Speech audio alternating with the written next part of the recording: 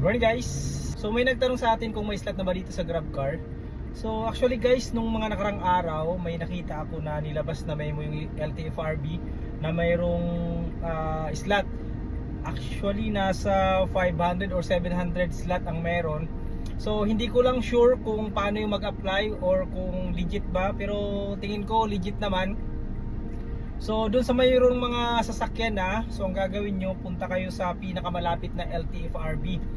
So pwede kayo mag-inquire doon kung paano yung process and ano yung mga kailangan gawin. Kasi ang alam ko hindi na ngayon sa TNC mag-a-apply eh. Doon na mismo direct sa LTFRB. Pero hindi ako sure kung ganun nga yung proseso, kaya medyo hindi tayo familiar. So kung paano ba yung proseso. Kaya yung gagawin nyo na lang sa mga meron ng sasakyan, so punta na kayo doon sa pinakamalapit na LTFRB and then pwede kayong mag-inquire. Meron sa East Ave, so pwede kayong mag-inquire doon, yung katabi ng LTO.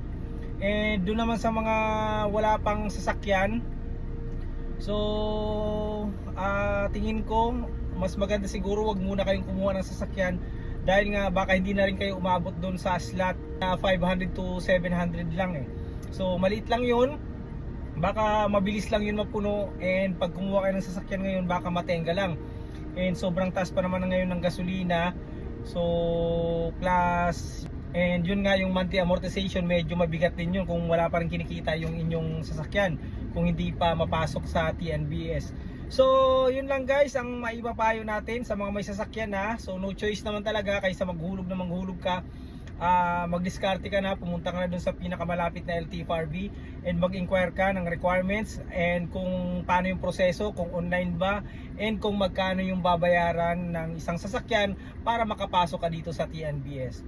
And ang mapapayo naman natin sa wala pa sasakyan, so antayin nyo muna, wag muna kayong kumuha ng sasakyan kung ipapasok nyo dito sa TNBS, and antayin natin na bumaba yung presyo ng gas, and tingnan natin kung ma-approve yung taas pamasahe dito sa TNBS, and then saka na kayo kumuha ng sasakyan, dahil nga mahirap na matenga and mabigat din yung monthly amortization natin. So yun lang guys, maraming salamat, sana nakatulong sa inyo yung video natin.